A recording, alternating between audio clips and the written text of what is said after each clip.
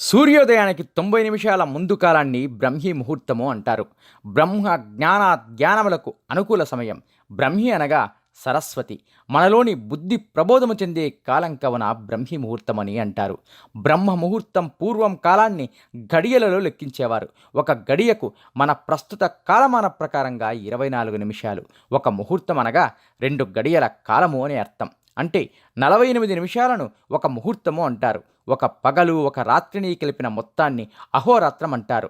ఒక అహోరాత్రంనకు 30 ముహూర్తాలు ఉంటాయి. అంటే ఒక రోజులో 30 ముహూర్తాలు జరుగుతాయి. సూర్యోదయమునకు ముందు వచ్చే ముహూర్తాలలో మొదటిది. దీనిని బ్రహ్మీ ముహూర్తము అంటారు. అంటే రోజు మొత్తంలో 29వది బ్రహ్మీ ముహూర్తం. ఈ ముహూర్తానికి అధిదేవత బ్రహ్మ కాబట్టి దీనికి బ్రహ్మీ ముహూర్తం అనే పేరు వచ్చింది.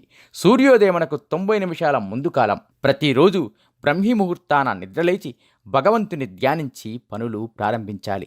బ్రహ్మీ ముహూర్తానికి ఉన్న ప్రాధాన్యత దృష్ట్యా అనేక మంది నూతన గృహ ప్రవేశానికి ఈ సమయాన్ని ఎన్నుకుంటారు.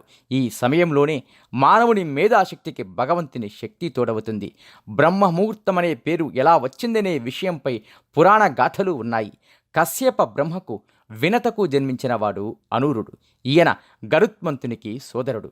ఇంకా అనూరుడు సూర్యునికి రథసారథి. ఒక సమయంలో తల్లి వినత పుత్రుడిని చూసుకోవాలనే కుతూహలంతో అండము పగలగొట్టింది. అప్పుడు సగం శరీరంతో అనూరుడు జన్మించాడు. బ్రహ్మ అతన్ని సూర్యునికి సారథిగా నియమించి నీవు భూలోకములో మొదటగా కనిపించిన కాలముని బ్రహ్మ ముహూర్త కాలమని పిలుస్తారు అని చెప్పాడు.